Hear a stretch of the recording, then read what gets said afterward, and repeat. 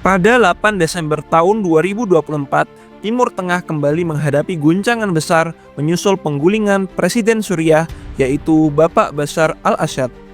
Peristiwa ini tidak hanya menciptakan perubahan signifikan di Suriah, tetapi juga mengundang perhatian Israel yang selama ini terus memantau dengan hati-hati perkembangan di perbatasannya.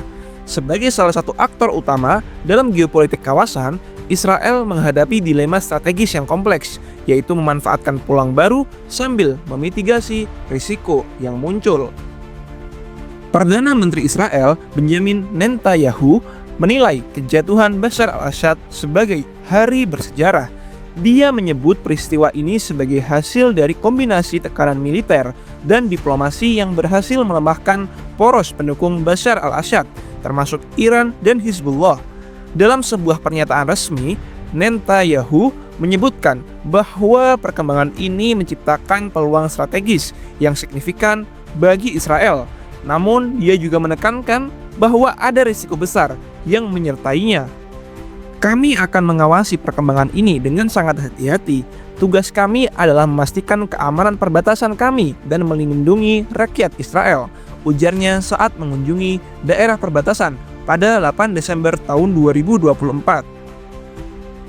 Militer Israel atau biasanya disebut dengan IDF telah meningkatkan kehadirannya di dataran tinggi Golan, daerah yang memiliki nilai strategis tinggi dan sering menjadi titik gesekan antara Israel dan juga Suriah.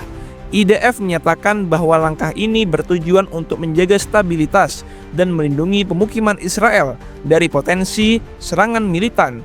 Daerah Golan kini juga dinyatakan sebagai zona militer tertutup dan Israel telah mengerahkan pasukan tambahan ke daerah tersebut. Menurut laporan media lokal, Israel juga membangun zona penyangga di sepanjang perbatasannya yang ada di Suriah.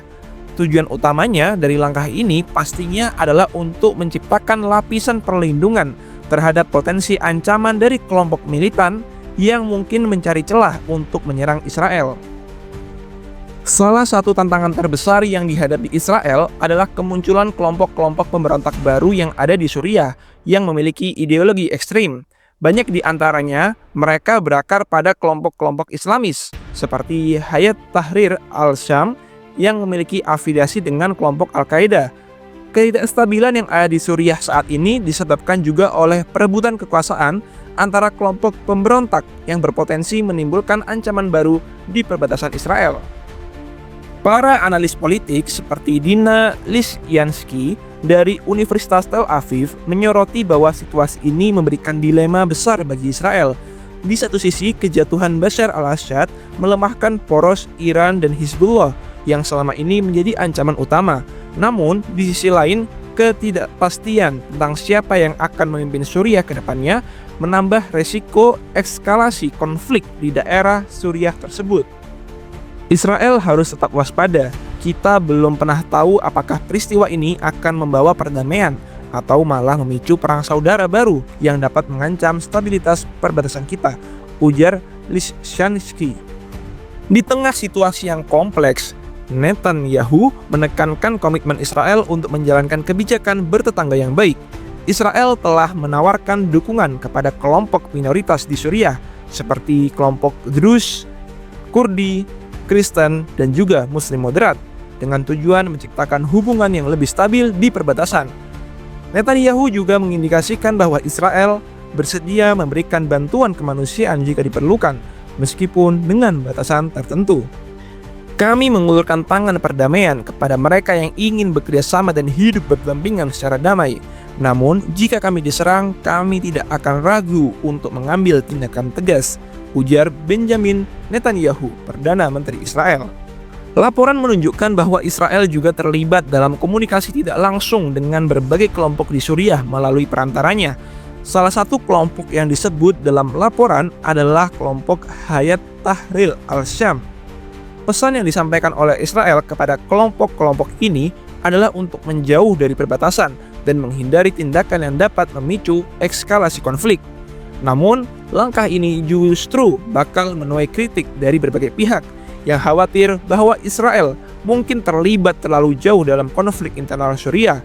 Para pengamat menilai bahwa menjaga keseimbangan antara pertahanan dan netralitas adalah tantangan besar bagi kebijakan luar negeri dari negara Israel.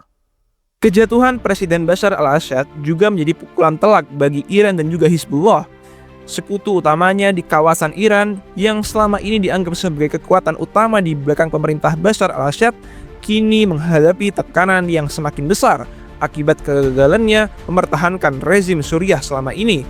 Hizbullah yang telah kehilangan banyak pemimpin dan persenjataan strategis akibat serangan Israel, kini dalam posisi yang lebih lemah. Situasi ini memberikan keuntungan strategis bagi Israel, namun para pejabat Israel tetap mengingatkan bahwa ancaman dari Iran dan Hizbullah belum sepenuhnya hilang. Konsulat Jenderal Israel di New York, Ofir Akunis, menegaskan bahwa berikut adalah rangkaian akhir dari video terkait dinamika strategis Timur Tengah hari ini dari negara Israel dan juga pergeseran kekuatan yang ada di Suriah saat ini. Kita berharap permasalahan konflik di Timur Tengah segera dapat terselesaikan agar perdamaian di dunia dapat segera terlaksana di kemudian hari. Jangan lupa untuk klik tombol like, komen, share, dan juga subscribe untuk channel Hippo Academy yang semakin besar di masa mendatang.